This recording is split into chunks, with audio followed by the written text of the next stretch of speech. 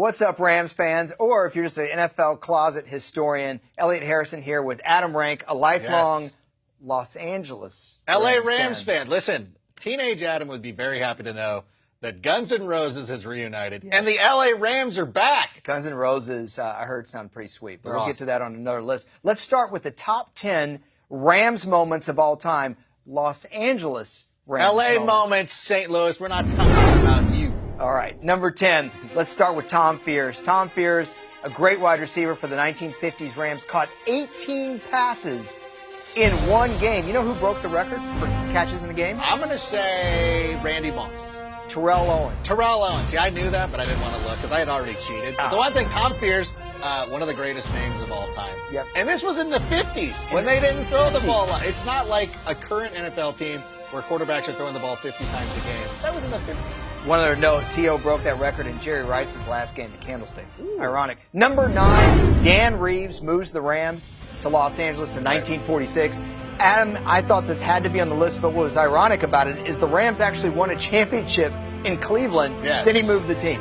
Yeah, that is kind of a weird juxtaposition. Or juxtap or whatever. Whatever, it's just weird. It's just weird. How for the people in Cleveland, like, you've lost 2 teams. That's right. They're supposed to be these great fans. You've lost 2 teams. They lost to Hall of Fame quarterback Bob Waterfield, but they gained one in Otto Graham of the Browns. All right, number 8, something I'm sure you remember. Flipper Anderson goes for 336 against the Saints, 1989. And one of the amazing things in this game was that Flipper Anderson was running a route and didn't realize the ball was coming to him until he looked up on the big screen, saw that Everett was looking his way, turned around, caught it, and then he went big. This was probably 1989.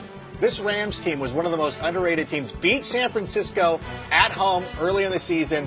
Lost a heartbreaker on Monday night, or else things could have been different. I remember that game. That's the John Taylor 2 90-yard touchdowns. Okay, let's go. That's not on the 7. list, is it? No, it's not. Henry Eller should be, though.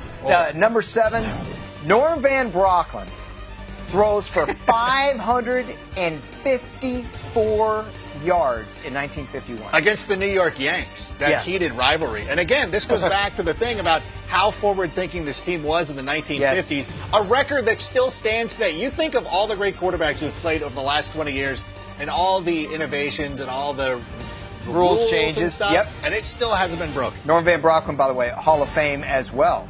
Number 6, Eric Dickerson, 248 yards rushing against the Dallas Cowboys in the playoffs. Still a record.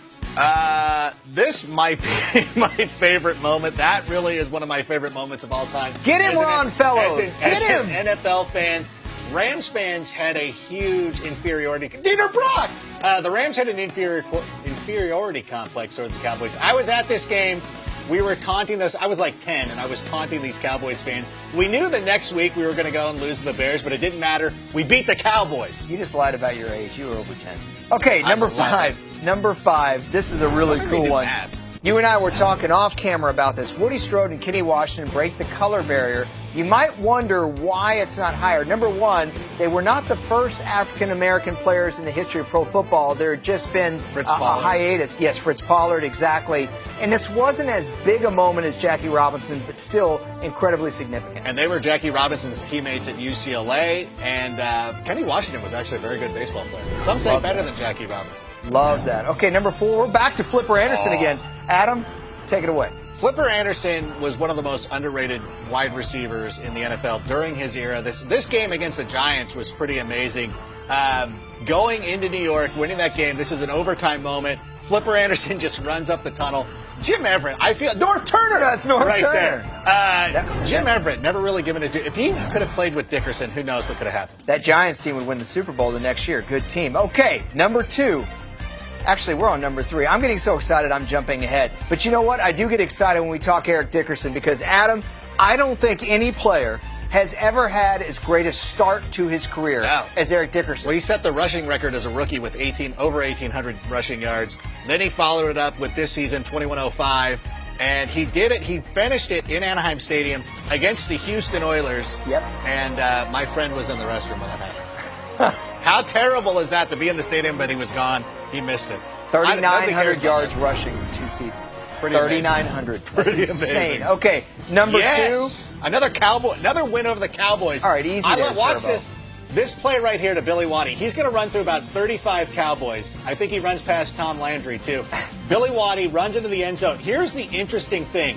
The Rams in Super Bowl 14 are driving to beat the Steelers. They run the same play. Jack Lambert, who saw the tape, jumps in front of it, causes the interception.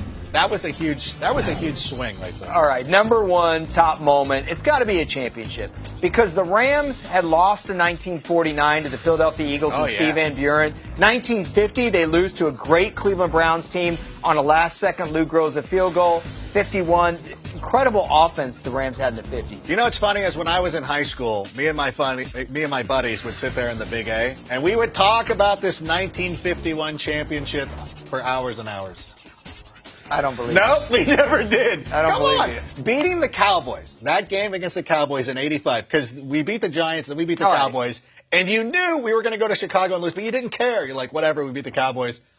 I remember, because I was a little kid, and I remembered, this adult male yelling at me, like, how dare you? And I'm like, dude, we just beat you 20-0. All right. Get out of here. You see these earpieces we're wearing right here? See, the producer wants me to rap right now, and I'm not doing it because I have to say that Billy Waddy made me so mad. I was 5 years old. I was wearing my Incredible Hulk underoos. I ran into the kitchen. 20.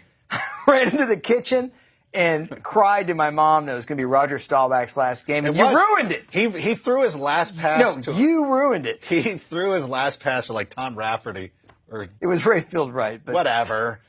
Listen, the fact that I could name it. Listen, I'm not like you. Rafferty. Okay, I can dive into the Rams history. Yeah.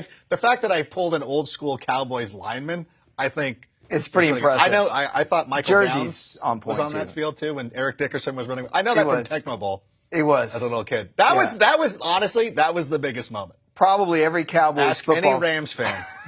Beating the Cowboys was a huge. As much as we hated the 49ers, and we really did. And that '89 team, and I talked about it a little bit earlier. That game, that Monday night game, being up, I think it was 24-3, crushing them. Yeah. And it was the day after my 15th birthday. Whatever. It was awful. They want you to rap. By the way, every Cowboys football card defensive player was a guy doing this to Eric Dickerson that next year. Hey, those are your top 10 LA Rams moments of all time. We hope you enjoyed.